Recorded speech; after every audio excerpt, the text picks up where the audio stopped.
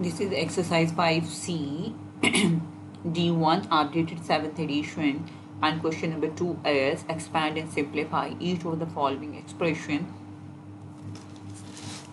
This is very much simple question. 5 in round bracket के साथ है, बाहर है, तो आपने इस 5 के साथ a को मल्टीप्लाई किया तो 5a आ गया, और 5 को अब आपने 2b के साथ मल्टीप्लाई करना है तो ये 10b हो गया।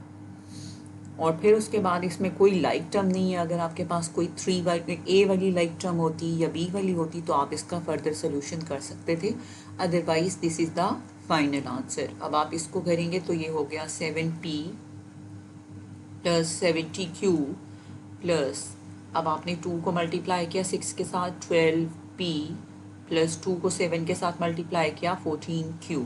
अब इसमें से आप लाइक टर्म्स जो हैं वो सेपरेट कर सकते हैं, कंबाइन कर सकते हैं, और यहाँ से अब आपके पास आ गया 14q और 70q को आपने कंबाइन करके लिख लेना है। ये इसकी लाइक टर्म्स हैं, जिनके वेरिएबल मिलते हों, एक जैसे हों, वो लाइक टर्म्स होंगी। यहाँ से ये बन गया 19p और 84q। तो ये अब आपका फाइनल आंसर हो गया। अब आप इस क्वेश्चन को देखें, you will write 3a plus 3b as it is. A के साथ आप 1 भी लगा सकते हैं बिगनर्स के लिए, अगर वो 1 लगा लेंगे इसके साथ इट वुड बी ईजी। फिर राउंड ब्रैकेट के बाहर माइनस का साइन है, आपने अंदर वाले साइन जो हैं वो चेंज कर देना है। अगर कोई साइन मेंशन नहीं है इस टर्म के साथ तो ये प्लस का कंसीडर होगा, और ये फिर it becomes minus 5a plus 4b। More over आपने 1a के साथ कंबाइन करके लिख देना है 5a को, और 3b के साथ कंबाइन करके लिख लेना है 4b को, और यहाँ से ये बन गया माइनस 4a और plus 7b।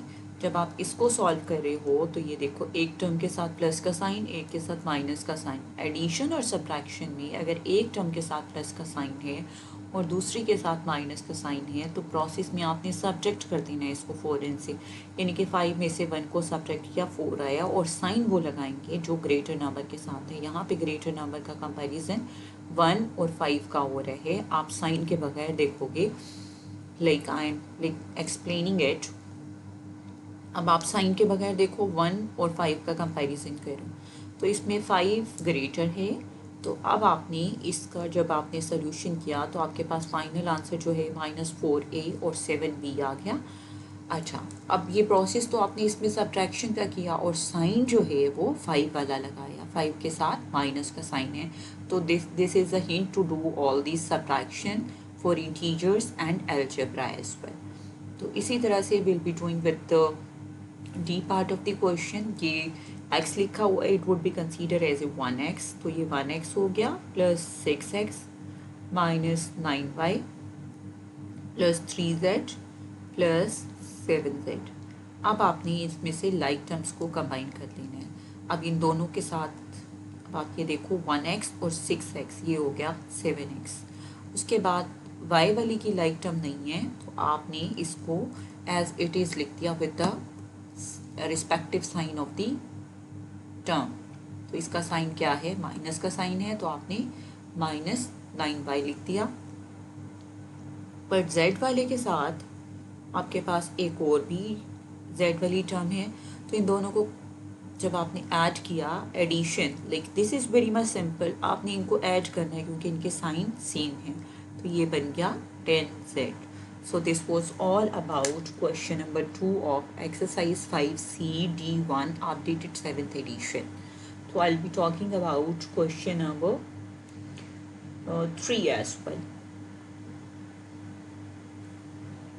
in the next lesson।